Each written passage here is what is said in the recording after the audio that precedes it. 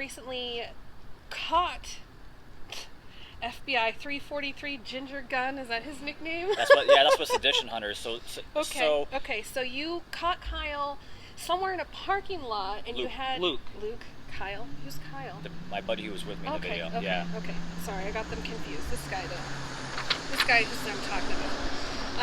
The guy who's been removed from the Most Wanted. Yes. Right. He's since been removed. He was number 343, and now he's gone with no explanation at all. So you found him and confronted him in a parking lot, and we're just asking him some questions. So yes. Before we get to the questions you were asking, how did you even end up finding him there? Like, from what I watched, it seemed like he was maybe selling that bike or something. Mm-hmm. Like, what does the bike got to do with it? So real quick before we get to there, so he was put on the FBI wanted list in May. Still had no idea. Disappeared on me when I was arrested. I didn't see him until the Arizona auto rally in September. Didn't think about anything. Just like, hey man, how you doing? That's when sedition hunters identified him. Still had no idea. So they identify him, and then the same month in September, he was removed from the FBI wanted list, like number 16, Ray Epps, who is also from the Valley here. That's 2 Arizona men removed from the January 6th FBI wanted list from the Valley.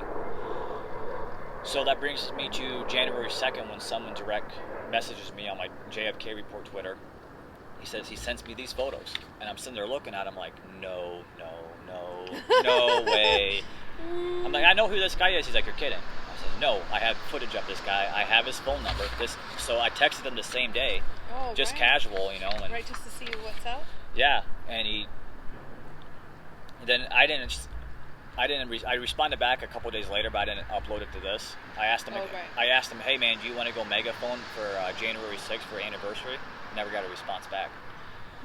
So do you think that maybe is there a connection, perhaps, maybe this is tinfoil hat stuff, but the audits happening, why they might be specifically sending people to Arizona, or why they might be using people in Arizona, if Ray Epps and Luke Robinson are both from the area? I mean, that's just a theory of mine that I've come up with right in this moment, but is that possible? Yes, when you read about fascist states or Nazi Germany or the Soviet Union, that's what they would do to political opponents and to suppress the other side to get their agenda done.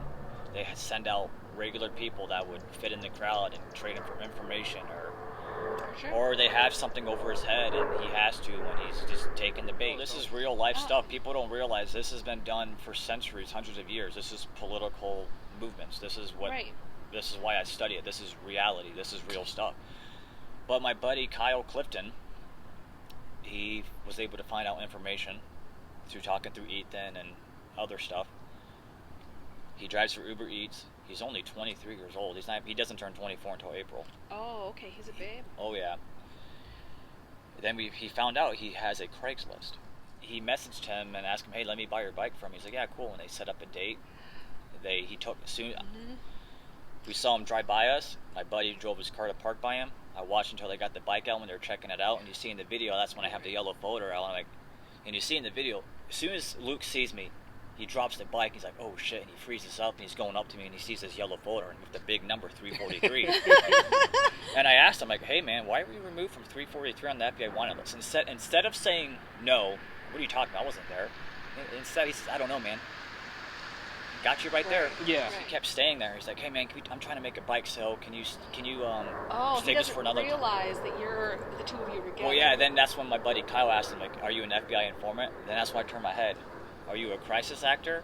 Yeah. And then I asked him, were you sent to spy on me for information to get you out of trouble? And he says, no, man. I'm like, okay. And, we just kept kind of questioning him. We asked him if what's even more, when you watch the video, Kyle asked him, do you know Ray Epps? He froze. Yes, he had his hands in his pockets, and he just said no. The way he froze and the body language, there's ties here. There's something connecting. So was he was in on this from the very beginning, or do you believe he flipped at one point? Like, I think he was to get out of trouble, or was it from the beginning he had always been in? That we don't know for sure, but I think that's probably what's going on. I don't think he did something to get out of trouble because the thing is, he had a firearm. He would have been arrested. He would have been. If he didn't make some sort of deal before January, he would have been arrested from the get-go. Right. So real quick too, with regards to DC, people have been charged, arrested, convicted, or sitting in jail right now for only being on Capitol grounds and never stepped foot Right. inside. This guy had a firearm in DC and on Capitol grounds. That's serious stuff. And if he's really involved with the government, they really chose the wrong guy. I mean, why would you get a guy who's going to still wear the same hat? You're going to have him do activist work all over the city, and all he does is grow his beard out. He doesn't even shave it. Oh, right. He doesn't. None of, well, It's, honestly, I mean, if you look like, at his hair, it's the same. He doesn't get a hair. The only thing he's done is he grew the beard out more. That's the only thing that's changed. Right, And his hat's a little bit torn up from wearing it since the 6th. What's the takeaway from this? I mean, what do you want people to know, and how do we even begin to start to fix this? Turn off the fake news, CNN, MSNBC, whatever the fake news is out there. I mean, NBC, the local stations. You have to start digging your own research and start going to independent journalists. And you notice they hate that. We've seen recently. We've heard Don Lemon and Brian Stelter. That's like a swear word to them. Do your own research. It's not news to anybody. We're kind of preaching to the choir here that they want to control everything we think, everything we do.